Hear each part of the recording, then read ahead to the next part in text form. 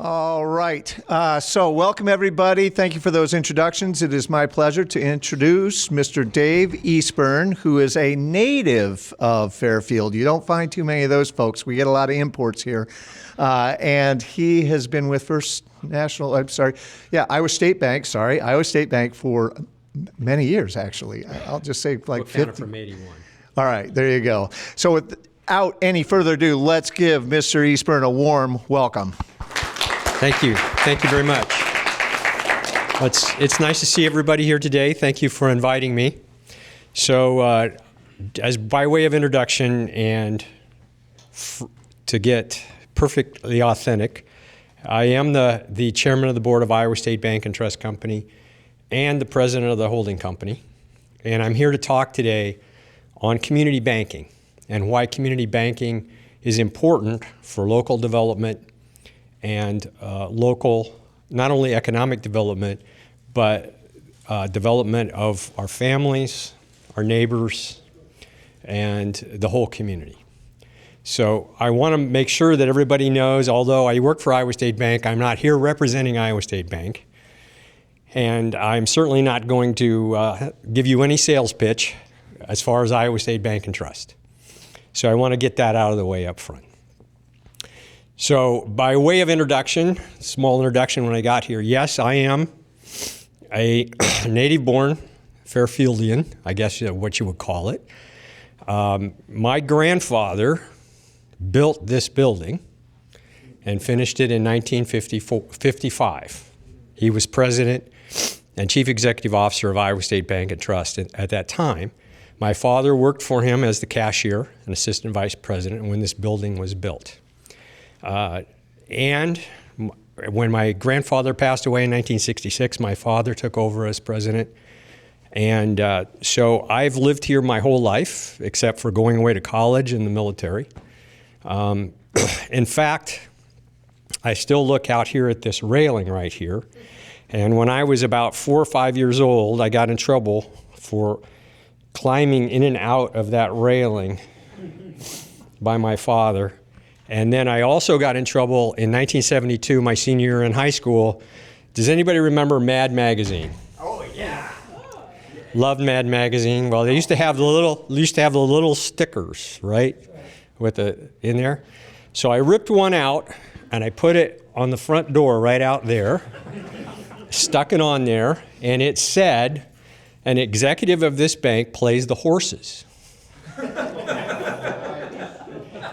Nobody noticed it for about 2 days until my father noticed it once, and he knew exactly who put it there. It was not a pretty sight.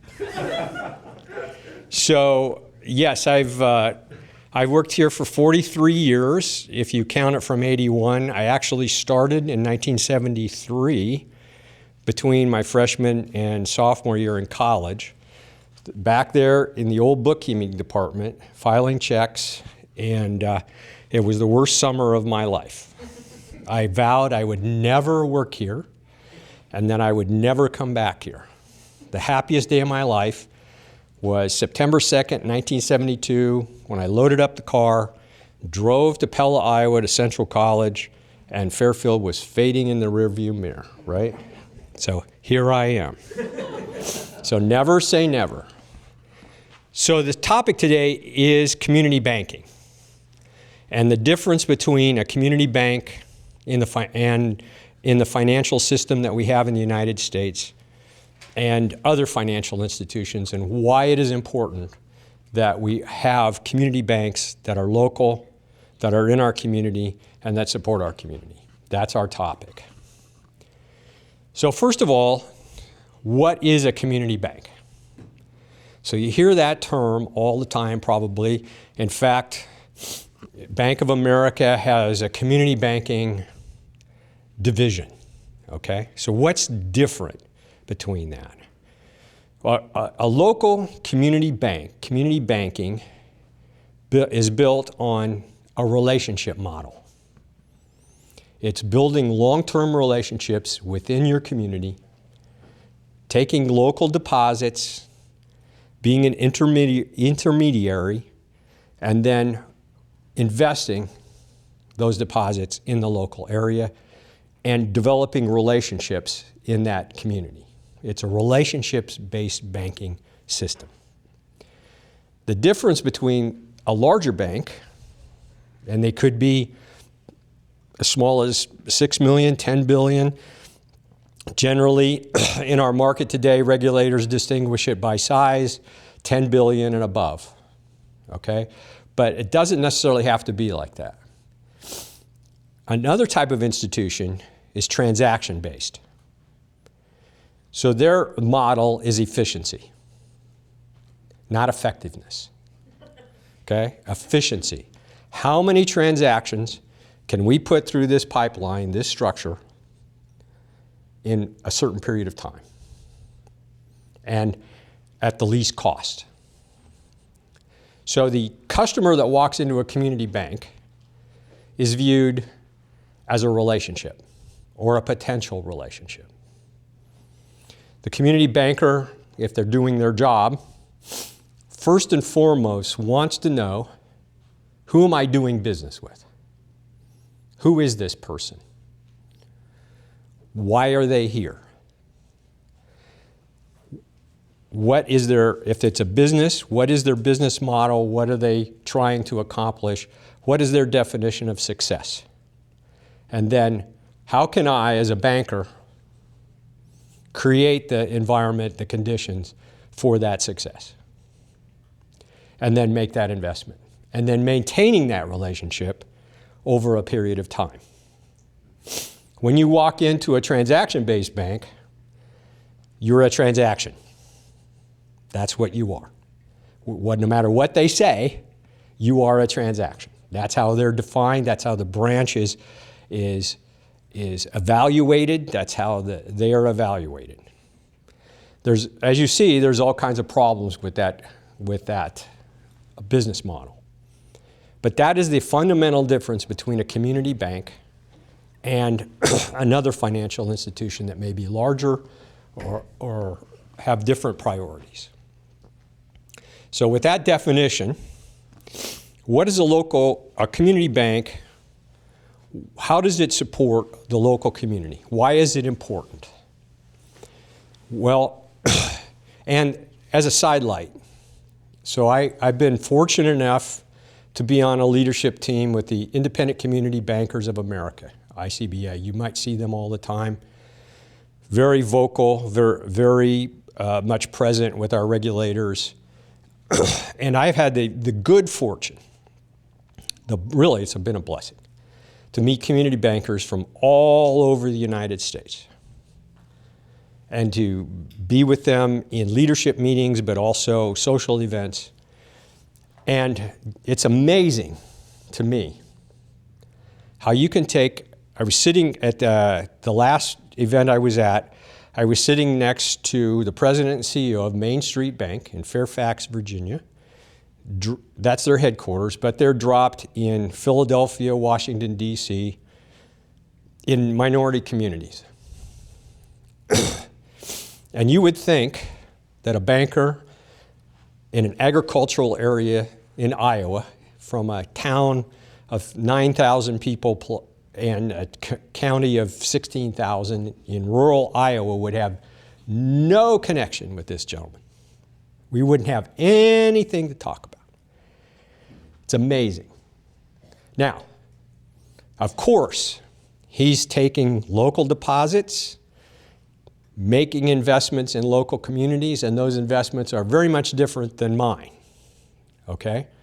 Same business model. Relationship-based, community-based, same business model. It's amazing. We talked for an hour, and it was like you could take him and drop him into this bank, and he would, within a week, know exactly. You could take me, drop me in his bank, give me a week, and we would have the same ideas, the same business model. All over the United States. It's amazing to me. Well, why is it important? Because at a fundamental level, your definitions of success, your businesses, your organizations here in Fairfield are all predicated on this area, Jefferson County, Iowa, gaining and retaining capital, bank deposits, local capital. If we cannot gain capital and retain it, then we don't have the local funding sources to support your endeavors. And we're forced to go to a transaction base. We're forced to go outside of our community. So it's very, very important that at the fundamental level, that gets done. Unfortunately, what we've seen in Fairfield in the last 3 years is Fairfield is a net capital loser. It is.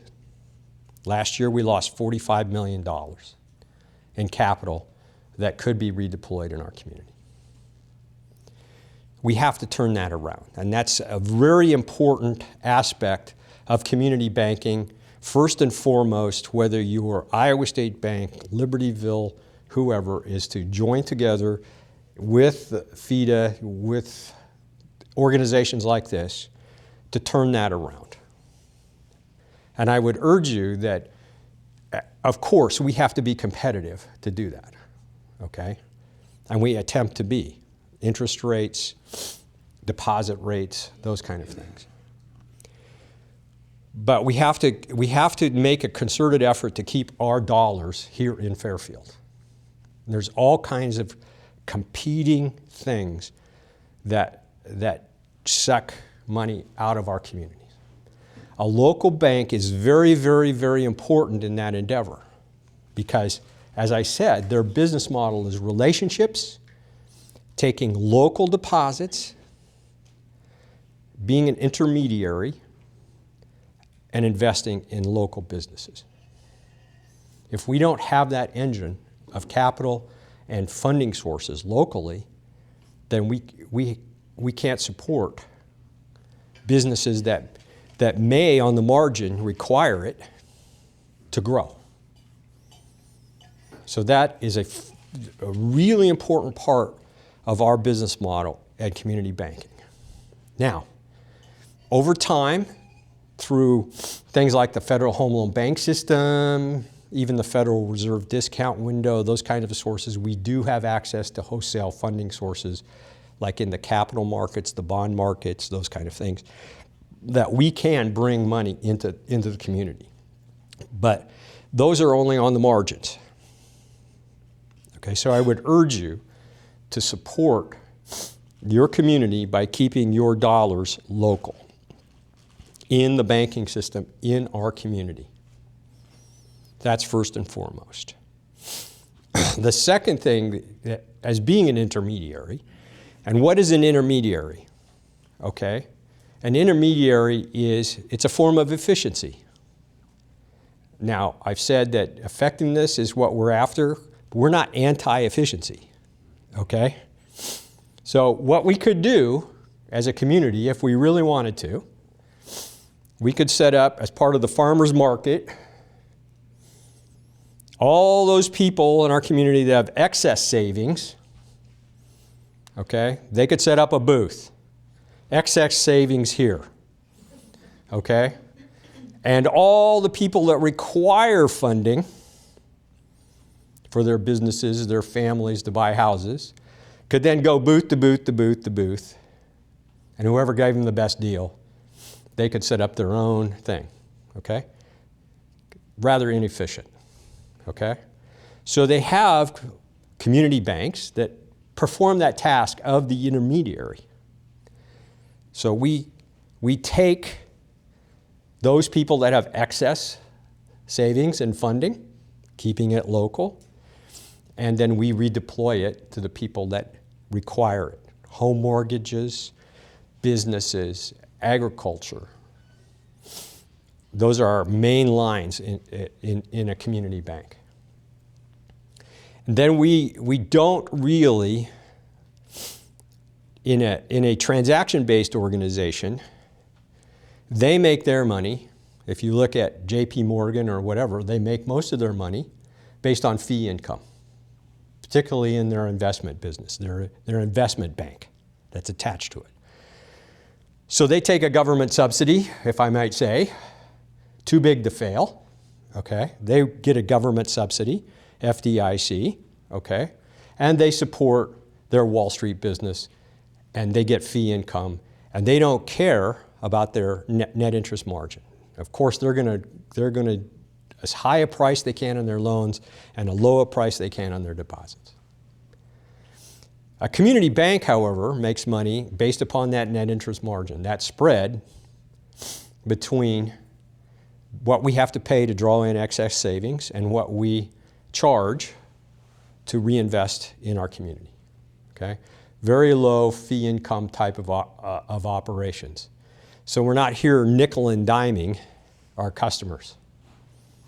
They consider their transactions as clients. We consider them as customers. That's another big difference.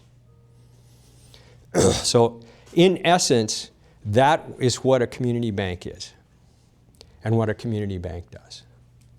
Now, before I take questions or whatever, a couple of war stories, okay? I'm very proud of these two stories. Very, very proud of these two stories. And this is the essence of what community banking is. It was my father. So in about 1979, there was a young man that walked through those doors and went back to a desk that sat back over there and sat down. He had just left his job with a major manufacturer in Chicago, Illinois, moved his family to Fairfield. He was an engineer, an industrial engineer. And he had a great idea for plastic blow molding technology. It was all in his head. Unfortunately, this young man, as my dad said, didn't have a pot to piss in. Had no collateral, nothing. No equity financing. Sat down at my dad's desk, gave him this idea, and the first question that my dad asked him is, "Who are you?" And he told him his whole history. Then he said, "What do you want?" He said, "I need funding. I need $150,000 in 1979 to get this idea off the ground." My dad said, "Come back tomorrow." This gentleman left. Told me years later, no idea. He thought, this isn't going to start anywhere. He'd been turned down 4 or 5 times all over the United States. Thought this was just another turn down. My dad ended up calling the SBA to see if they could get a guarantee. The SBA turned him down. That's how bad it was. So, the next day, this gentleman walked through those doors, walked back to that desk, expecting to get turned down. He said, "Well, what's the decision?" He said, "My dad turned around to his credenza, pulled out a promissory note, unsecured, slipped it across the desk, and said, 'Sign this.' It was for $150,000, unsecured. He said, my hands were shaking. I couldn't believe it. He signed it, started his business, and today we know it as Agri-Industrial Plastics. 250 jobs in our community. Here's another war story of community banking. My dad, too. There's another gentleman that walked in that door, went back to that desk, also had just moved his family here. Big Catholic family, 6 kids, No money, no nothing. Had a great idea. Great idea was for cases that he saw in grocery stores were not keeping food cold, and he could build them better. Okay. So my first question out of my dad's mouth, who are you? Explained his whole family history, where he came from, everything. What do you want? I need $100,000 to start this business. I got a great idea. Come back tomorrow. He walks out. You have to know my dad. He didn't smile, poker face, World War II generation. Would not get the loan. Came back the next day, also turned down by the SBA. Walked in, well, what's the answer? Turned around, unsecured note, $100,000, sign it here. He did. That business became Barker Company in Keosauqua, Iowa, who sold to Hill Phoenix and was worth about $30 million upon sale. Needless to say, my dad got paid back a lot. So those are two stories, and I'm very proud of those two stories. Some of them that I've been involved in haven't worked out as well as others, over time, but most of them have. That's the importance of a community bank.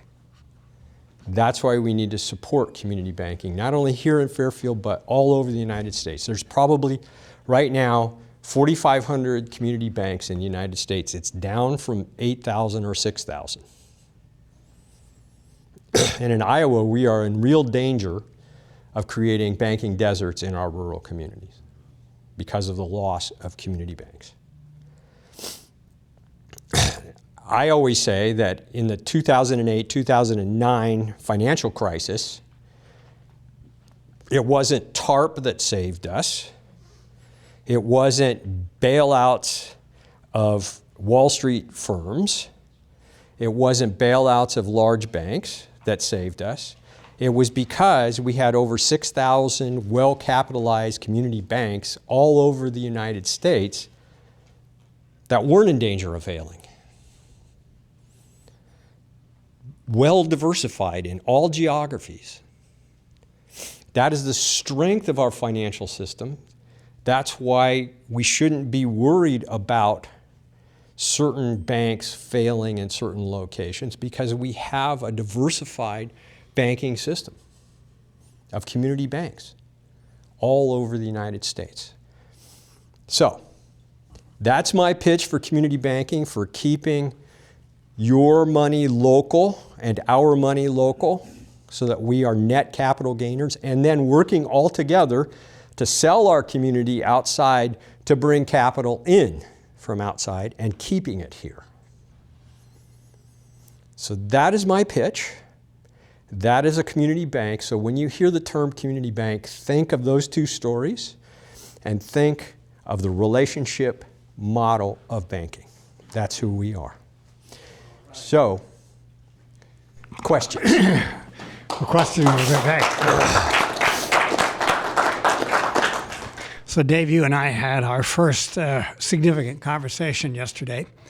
And I thought that as I talked to Dave about what we were attempting to do, the genesis of this meeting, which was really to support the Southeast Iowa Food Web, and then expanding on to actually, creating an environment where all entrepreneurs were welcome. I thought the most we could probably hope for would be, by analogy, local banking, and then local food, local systems. Little did I know that I was talking to a guy who was deeply and profoundly connected to local foods. We had a terrific conversation about the utter necessity of reducing the brittleness of our supply chains and creating more localization of food, in an exact analogy of community banking. So if you could just tell us, talk a little story to us about what you had explained to me yesterday. Well, we all saw the brittleness of our food chain in the pandemic. And part of that is the consolidation of food processing and those kind of things getting larger and larger and larger. And the larger they get, based upon an efficiency model, the more brittle they get, because they don't put any funding into safety, their supply chains, those kind of things, because there's no ROI. There's no return on investment. Except when everything breaks, and then they, lose $20 billion and go into Chapter 11. So before this was happening, I was served on the Rural America Agricultural Committee for the Independent Community Bankers of America. And we were really trying to get the USDA, several meetings with them, to get inspectors to go to local meat lockers around so that farmers would have an additional marketing source, and that the food would remain in our area, and you would know where that food came from, where it was processed, and what the cost is. And if anything went wrong, as with community banks, I live here. There's a natural risk management tool here, right? Because if I end up taking advantage of my customers or whatever, as Wells Fargo did several years ago, guess what?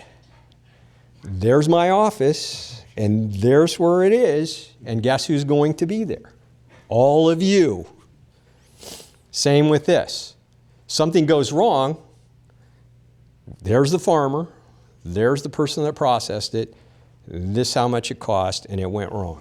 You know exactly. And so there's a natural break. There's a natural risk management flow. Well, this was in 2019, early 2020. The USDA was concentrating on large meat packing organizations, deploying their inspectors, because of course they're afraid if a big meat packer goes down, they're going to get tagged, right, in front of Congress. We weren't very successful. And then the pandemic hit.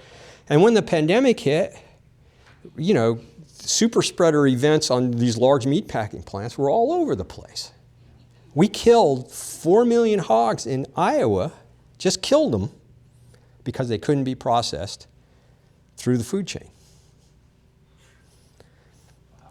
I mean, we talk about the waste of the pandemic. And one day, I'm sitting in that office on a Zoom call, and we got no choice. And now you're seeing it in avian flu that's now jumped to cattle, that is jeopardizing our milk supply, certainly eggs, those kind of things. Now, I'm not against efficiency, like I said, and large meat packing plants. I'm not anti. I'm just saying there needs to be an alternative source. And we were working on that in ICBA as part of community banking.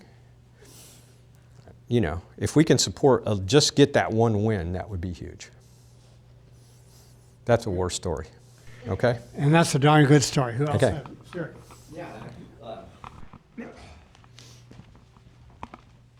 Well, this has been delightful.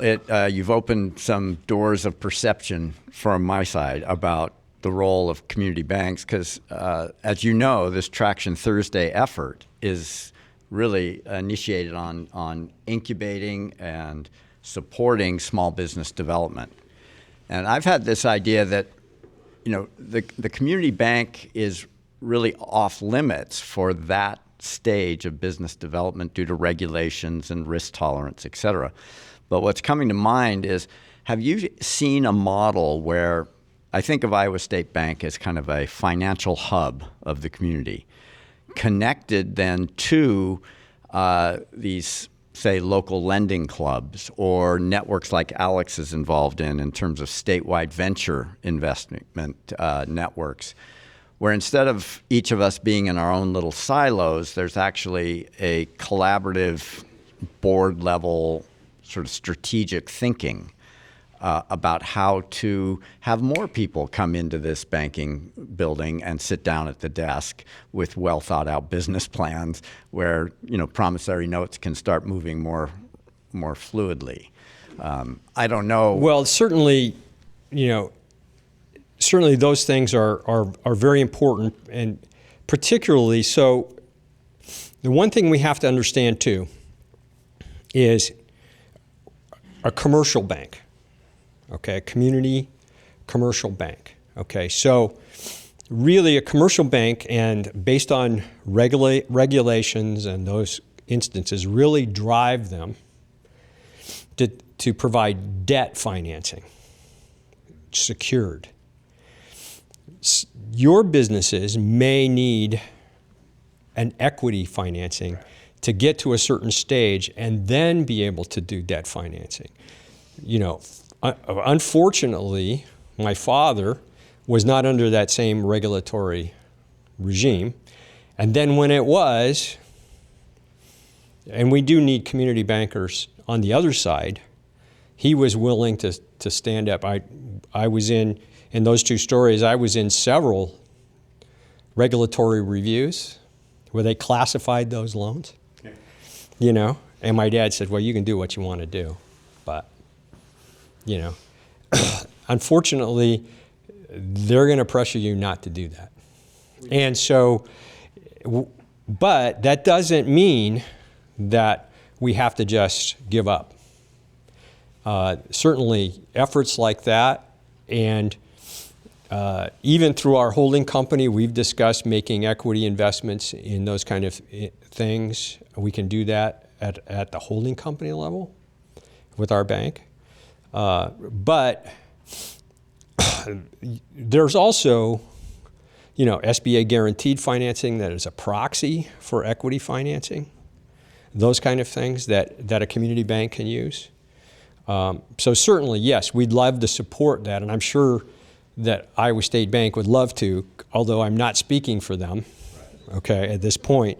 But something that can also provide the equity financing piece to get a business to the point where then they can use debt financing and build that relationship, that's what we want to do. Yeah. I think the next, for me, my thinking is that we create some form of design charrette type of exercise with the kind of perspective and expertise you have, with the goals and objectives of Traction Thursday. And the corollary is the Regenerative Action Committee work on strategic planning for Fairfield, get the Enterprise Solutions Committee, and look where we can optimize our respective strengths, but also draw from our collective resources. Because, there's a lot of best practices that you, as a banker over your life, have accumulated on how do we go about incubating and underwriting and managing risk. Yes. And certainly I think there's people that would love to help with that effort.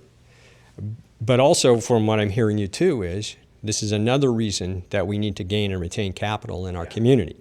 Because we can have all the strategic plans we want and all the design we want, but if we can't fund it, they're just good intentions. And you all know where good intentions lead you. Yes, ma'am. Dave, thank you. Does Iowa State also, do they farm out their home and property mortgage loans, or do you keep those local as well? So Iowa State Bank does keep a majority of their mortgage lending, real estate mortgage lending. So Iowa State Bank is an ag bank and as a large real estate mortgage part of their loan portfolio. Yes, they do sell onto the secondary market. For balance sheet management, those kind of things. Because some of our funding is short-term and those are long-term assets. So for risk management purposes, yes, they do sell, but they either retain the servicing or they keep the servicing within Iowa Bankers Mortgage Corporation in Des Moines, where you know where they are, and you can always come into Iowa State Bank and say, hey, my servicers, and they can get on the phone, okay? But yes, they do a lot of, not a lot, but secondary mortgage lending just for balance sheet management purposes, and sometimes you can get better interest rates. Did that answer your question? Okay.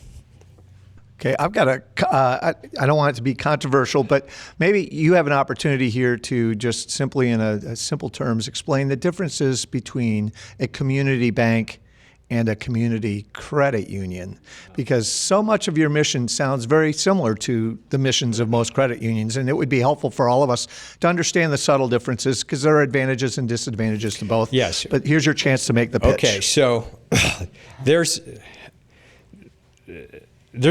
a distinction that we have to make.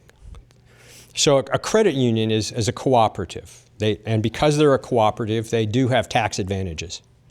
Okay? They don't pay the same, they pay a small tax on retained earnings, but otherwise they pay no tax. Okay? Which gives them a pricing advantage. And they will tell you that. So I've worked very hard at the state level and the national level because there's a distinction. So you have large mega credit unions who are right now buying community banks and take them off. The largest financial institution in the state of Iowa right now is over $6 billion, almost $7 billion financial institution who drains money out of our community and reinvests it in Minneapolis, Des Moines, Chicago, and pays no tax. And doesn't even retain earnings. Their capital are thin. And they build Taj Mahals north of Iowa City and pay their top 20 executives, $500,000. Okay? So you have large mega credit unions that are abusing a government subsidy. I'm just going to say it. And they pay no tax. And this is not a partisan issue. I've walked into Democrat offices and I've asked them, why does the largest financial institution in the state of Iowa pay no tax? And I walk into a Republican and I say, why does the largest financial institution in the state of Iowa abuse a government subsidy and drain deposits out of our communities and invest them out of state? And by the way, last year they lost $700 million because of it. So if you talk to a small credit union that is staying within their legal framework, they're on our side because they're getting abused just like the rest of us. Okay? So I would say that there's a distinction. And credit unions were formed for a very narrow purpose.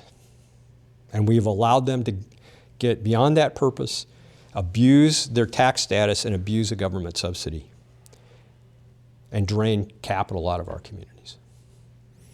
Is that politically correct enough? I'm not trying to get into politics. Okay. I just want to make sure you had It's not a political, like I said, I've done Democrat and Republican. I just want to make sure you had a chance to explain the broader differences. Absolutely. And you got into the really big difference. Yes. But there are some interesting things. Yes, sir. Yep.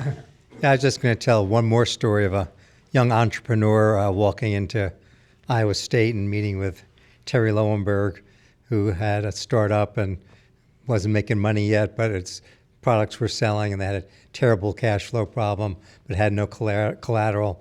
And that person, lent my business $25,000 at that time, which was absolutely critical for us to finance our cash flow. And we grew and became successful, and eventually were acquired. Yeah, that's community banking at its best. Yep.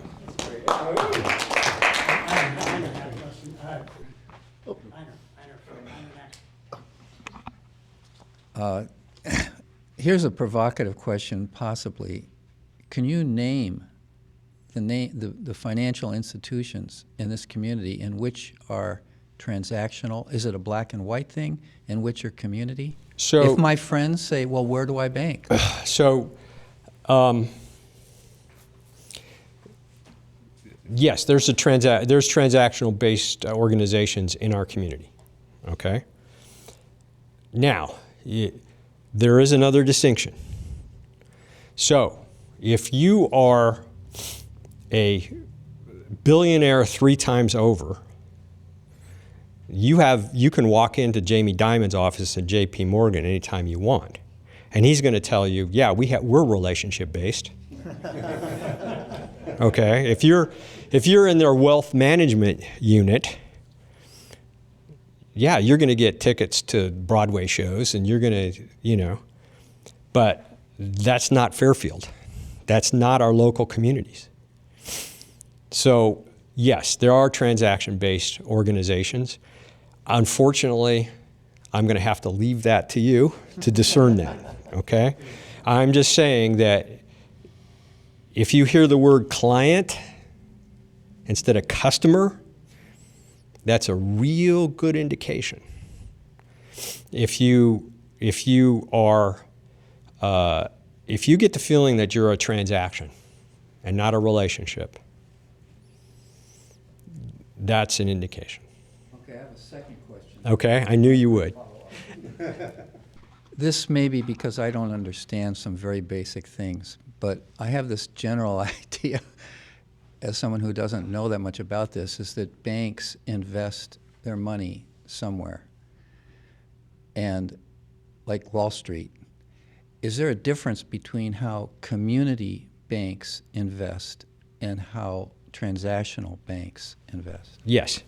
So the difference is whether they are relying on fee income, non-interest income, or they're relying on net interest margin, the difference between what they're paying on deposits and what they're loaning out on loans.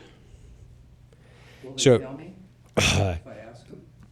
If you have a question, and you can walk into that office there, and I'll pull up their call report, and I can tell you. Okay. But yes, a community bank. Okay. Right now, I know that Libertyville's the same. Most of our community banks, their loans to deposit ratio are almost 100%. Okay, a transaction-based bank will be less than that. Okay, so you have access to any bank in the United States. You can go into FDIC.gov. You can pull up banking statistics. And you can go to the Uniform Bank Performance Report, or you can get what's called their call report. And you can calculate the loan to deposit ratio, their gross loans to their deposits. If it's real low, then I would question their community banking focus. Most of the investment in a community bank is local in investments in our community. Now, that doesn't mean that we don't have a securities portfolio, okay? We have excess funds, we have to deploy them, and also, just good risk management. But a majority of, like Iowa State Bank has about 100% loan to deposit ratio right now. And I'm sure Libertyville is the same, everything else. But I'm more than happy, I can show you exactly, and then you can do your own research. Simple, 30 minutes, you can get a good idea. Yeah, maybe this is a couple-parter. I understand people in general aren't wanting to save as much as they're wanting to borrow and spend just over time, it looks like. And part of that is as I see it, there's not as much incentive right in front of you. How come local banks aren't able to provide a higher interest rate, something, and do you believe that would incentivize people to keep their money in their local banks rather than try to use it while they can? The short answer is of course. to those people who are price sensitive. Okay, one of the reasons our savings rate's going down and one of the reasons we're fighting this $45 million is people like me, baby boomers. Okay? Okay, I'm basically done saving. Okay, it's party time for me because, I'm not going to leave anything to my kids. I mean, we're done saving, in essence. So that's why the savings rate is going down. And one of the reasons that we're losing $45 million is because all of us baby boomers, we went through the economy like a pig through a python, okay? But I think the answer, what we've talked about, is not necessarily, we've got to attract outside capital. We've got to attract families, businesses, jobs. It's a more comprehensive thing than just interest rates. What we have not done a good job of lately, and I think the pandemic was an issue, is really comprehensively selling our community and attracting people, keeping up our housing stock. I mean, right now, putting on my school board hat, we have 200 some odd people that commute into Cambridge. I might be off, but it's a large number. Commute into Fairfield every day. If we could just get 10% of them to stay and live here, we could turn around that deficit really fast, as well as get their kids into our school system. We haven't done that. Eric. I've got a comment and a question. On the comment side, I just wanted to add to your pitch for community banking real quick. So the reason we're all here today is because CoLab bought this building. We bought it from Iowa State Bank, and Iowa State Bank actually also financed our mortgage. And it would not have been possible for us to buy this building under the terms that we did from a large lender. They just wouldn't have given us the loan that allowed us to be confident we wouldn't default in a month or two. And so that, the reason we're here, the reason we're able to do what we do is because of community banking. And I've got a quick question. It might be too much of a question, so maybe we'll talk about it later. Okay. But what kind of impact does fintech have on community banks, especially on the retail side? What can community banks do about that? Like things like Simple, One, Apple's, retail checking account offerings, stuff like that. So there's a concept that we've been working on at the national level, particularly, that I've been involved in at ICBA. They have a fintech accelerator, okay? And what they're doing is what's called embedded banking. So all those fintechs, they reach a speed limit. They need access to the banking system just for the simple clearing transactions, settlement of transactions, those kind of things. So what we're working on is embedding community banks within that system. The regulatory environment is slow to come around to that idea, but it's turning.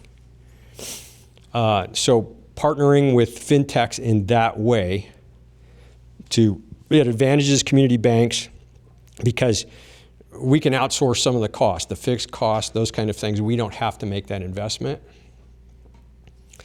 But we embed our bank within that fintech. That's what we're working on the national level. Call your Congress people, tell them to get moving, would help us.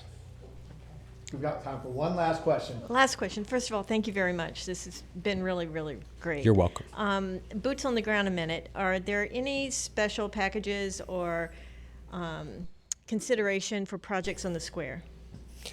Well, certainly that, yes. So working with our city, I know that our mayor, who, by the way, used to work for us, knows community banking very well, is very interested in doing something for our square and also our housing stock. Once again, the speed limit is funding it. You know, if you go to the state, you're competing against every other rural community that wants to do the same thing in Iowa, right?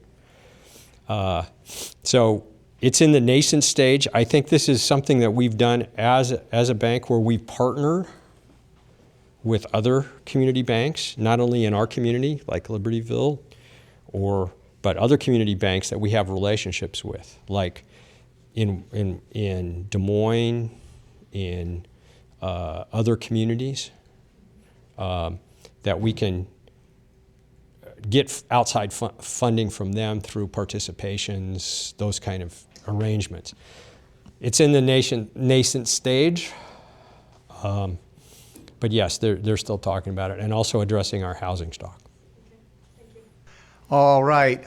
Well, first, on behalf of Traction Thursday crew, the regulars and the flybys, thank you so much, David. That was awesome. Thanks, everyone. I enjoyed it. Thank you.